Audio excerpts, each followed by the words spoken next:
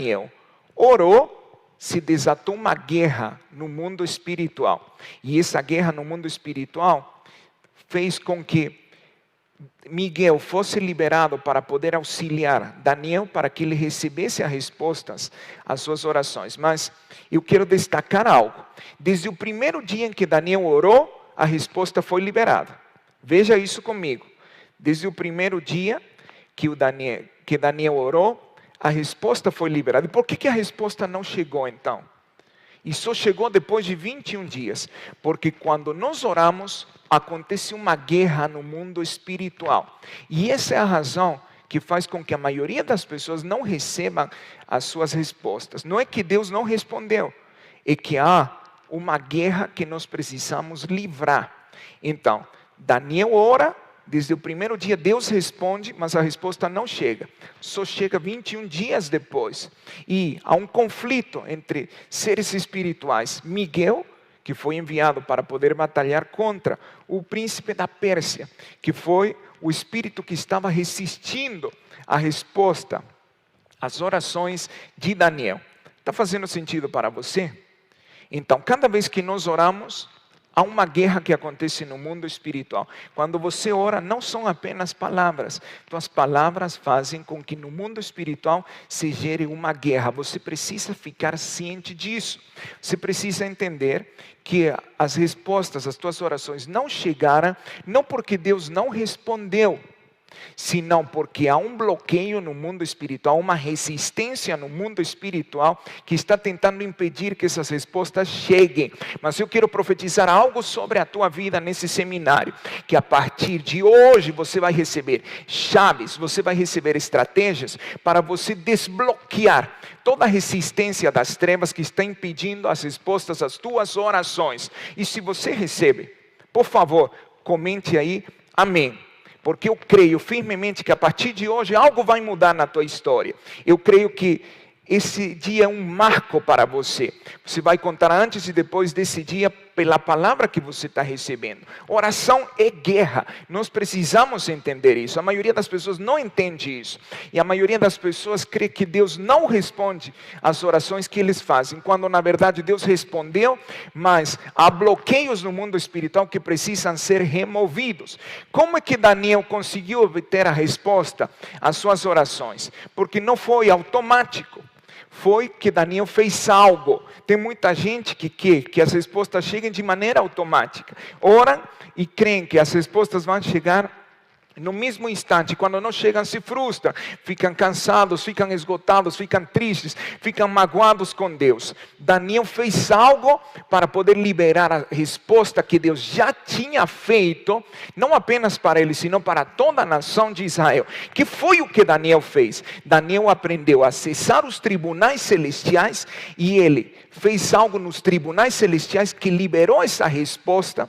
E você vê que a resposta trouxe um impacto tão grande na nação de Israel que abriu um novo tempo. Um novo tempo vai ser aberto na tua vida porque você vai acionar chaves espirituais que vão fazer com que todo bloqueio das trevas seja removido e você viva a vida e o propósito que Deus já preparou para você. E eu sinto muito forte no meu espírito a convicção de que há muitas pessoas aqui que estavam frustradas, estavam cansadas, estavam tristes, estavam magoadas, estavam esgotadas e mesmo assim continuaram orando e orando, acreditando no Senhor. Eu quero te dizer algo da parte do Senhor nesta hora. A tua resposta já foi liberada. Hoje você vai destravar essa resposta e hoje você vai viver o plano que Deus tem para você. Eu sinto que há anjos que estão sendo liberados, assim como aconteceu com Daniel, que estão prestes a operar.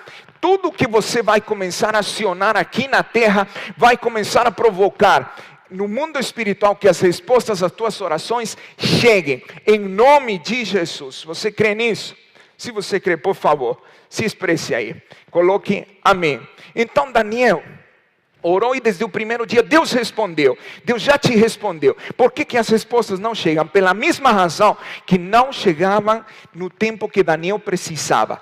Porque havia uma resistência, havia bloqueios no mundo espiritual.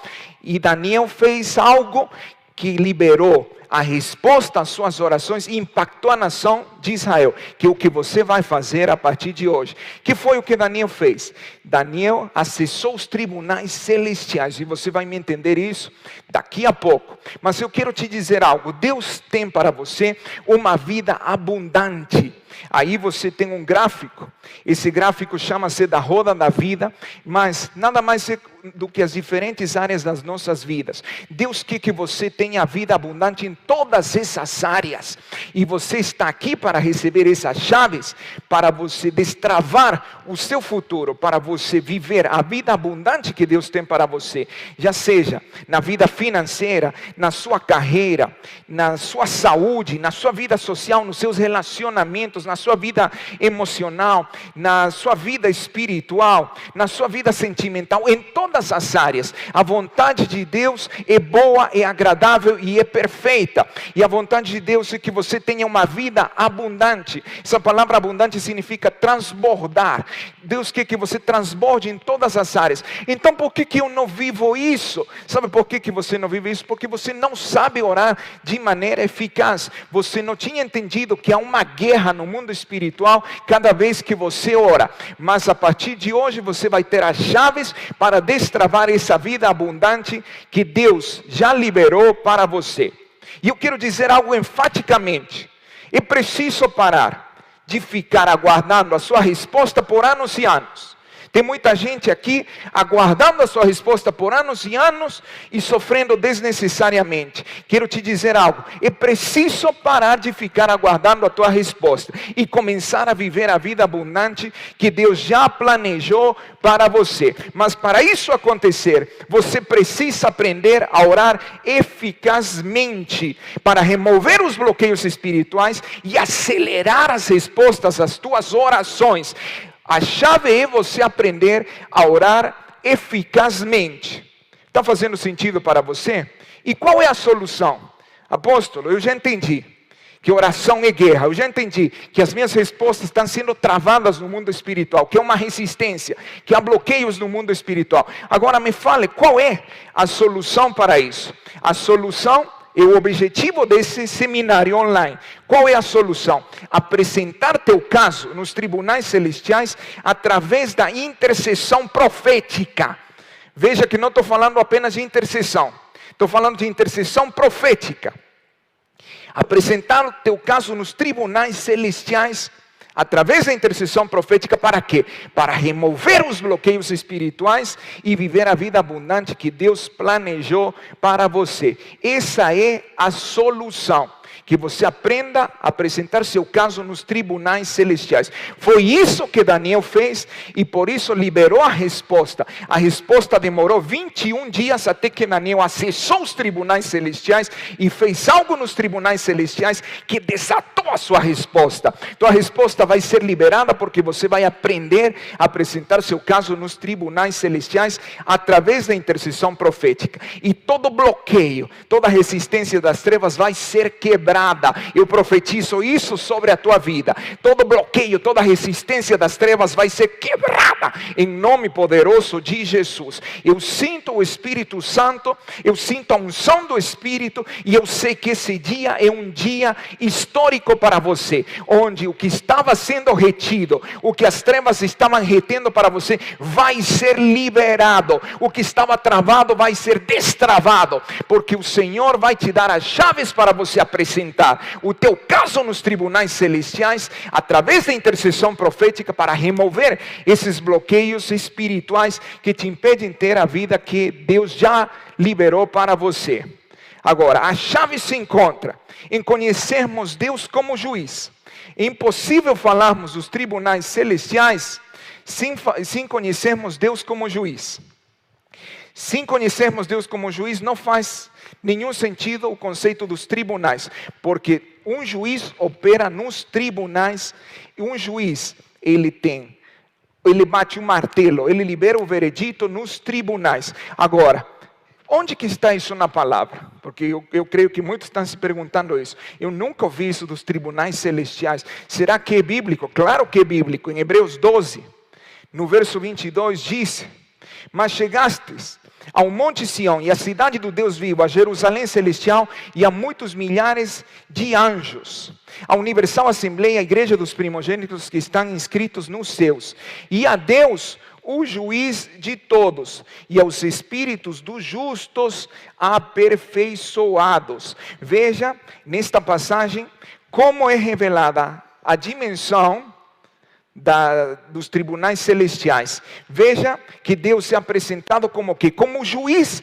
de todos. Você precisa conhecer Deus como juiz de todos. A maioria das pessoas não conhece essa manifestação de Deus. Jesus falou a respeito da oração em 3 passagens específicas.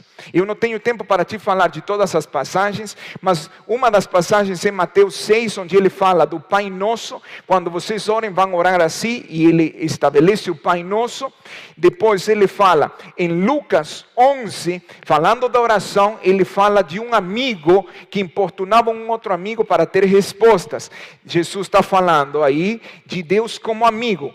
Mateus 6, Deus como Pai. Lucas 11, Deus como amigo. E a dimensão que eu quero mesmo explorar é a dimensão de Deus como juiz.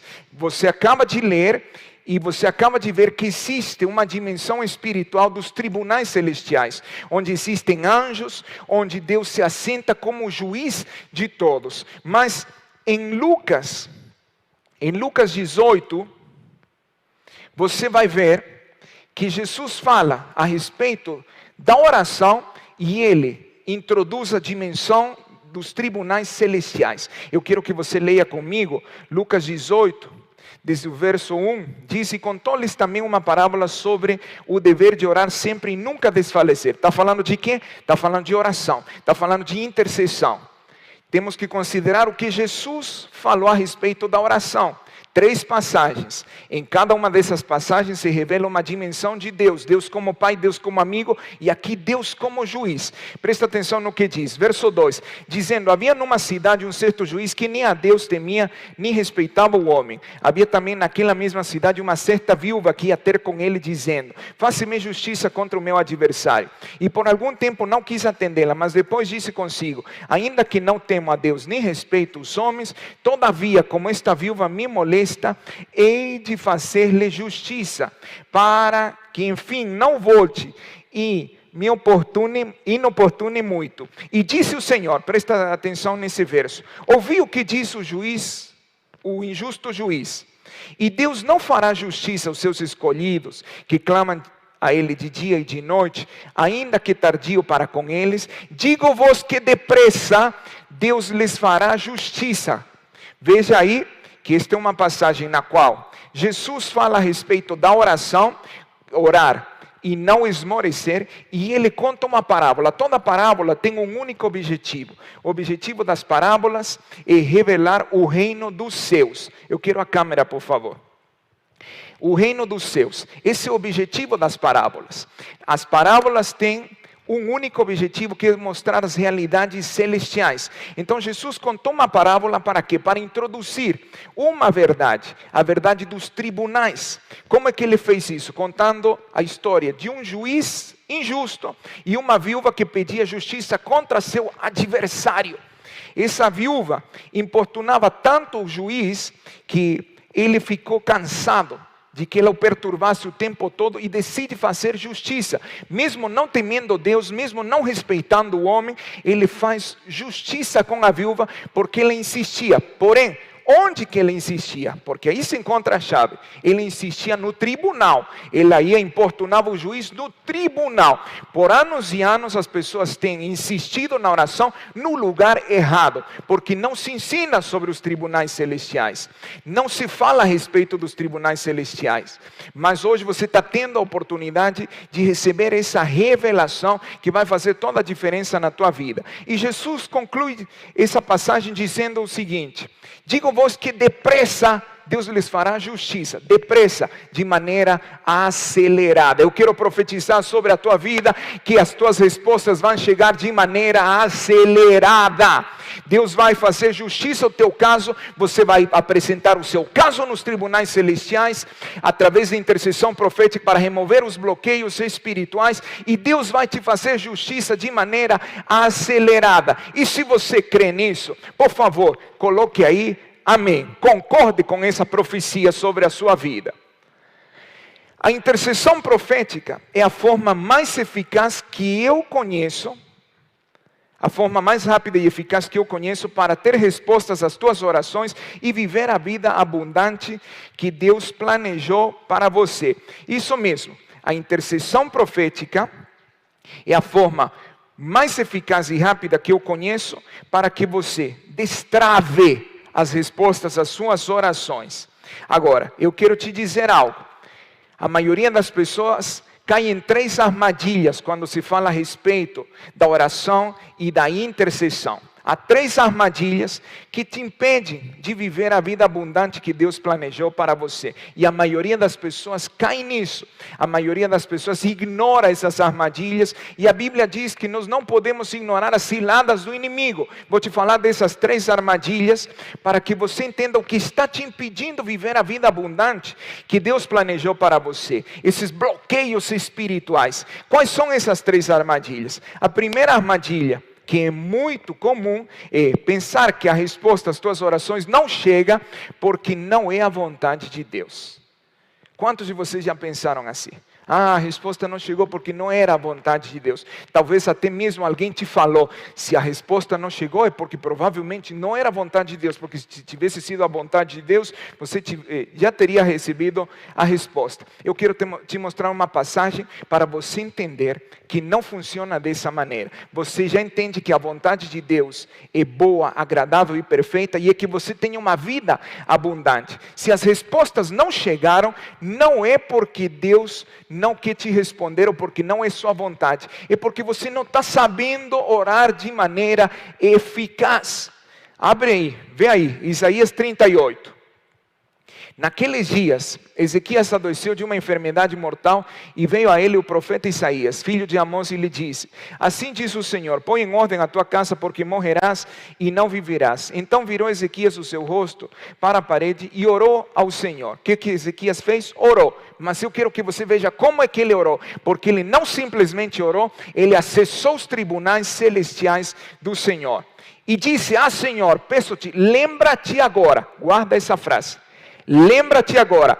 E aqui o rei estava lembrando a Deus do que tinha como propósito eterno.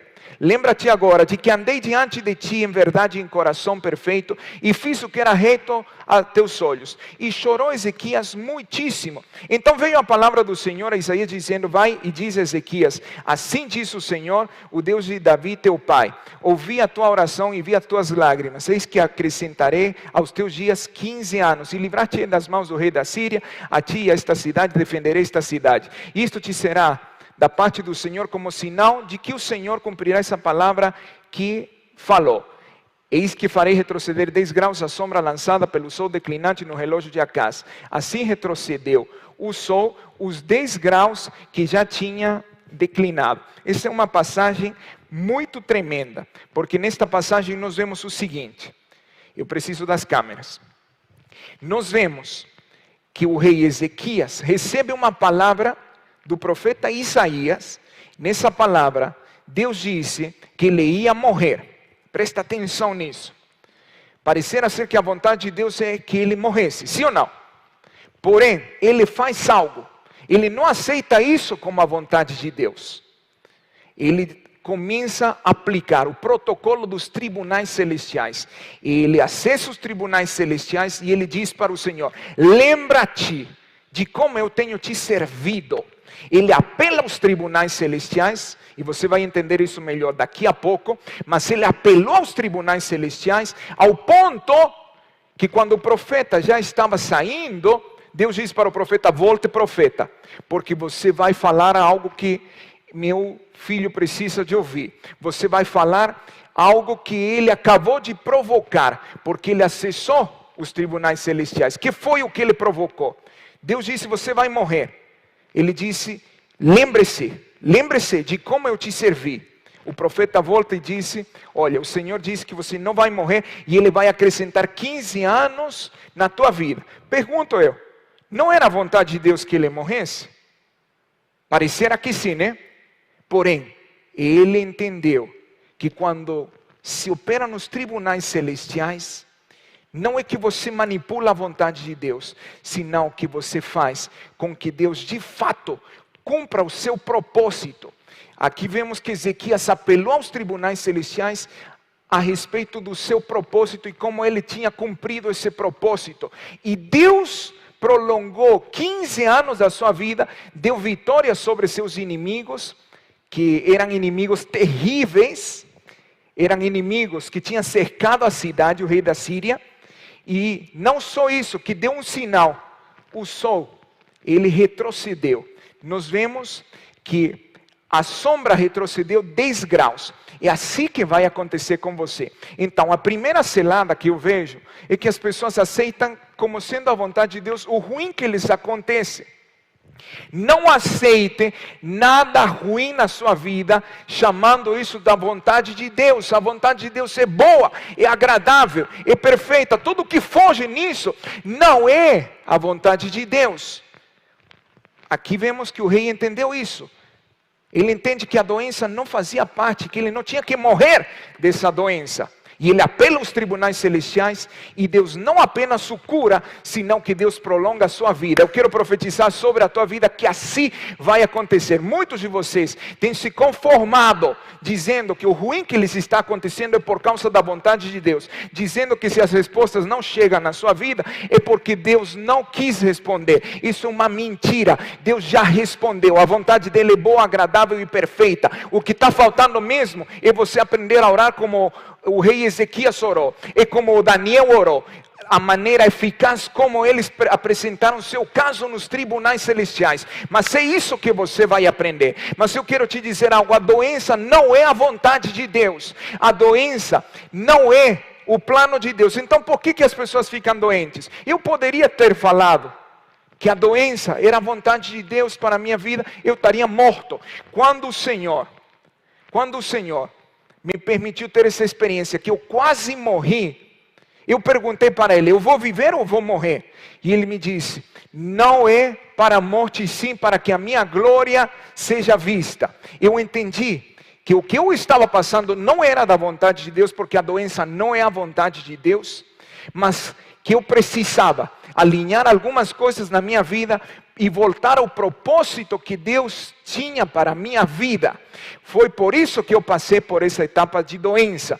Mas eu não posso te falar que era a vontade de Deus. Não era a vontade de Deus. A doença não é a vontade de Deus. A pobreza não é a vontade de Deus. Relacionamentos falidos não são a vontade de Deus. O que é ruim não é de Deus. O que é ruim é do diabo. O que é bom, agradável e perfeito é o que é de Deus. Mas muita gente se conforma vivendo tempos ruins e dizendo que isso é a vontade de Deus. Não é a vontade de Deus, mas essa é uma cilada que você vai sair hoje. A vontade de Deus é boa, agradável e perfeita. Não está vivendo bom, agradável e perfeito, é porque você não está sabendo orar.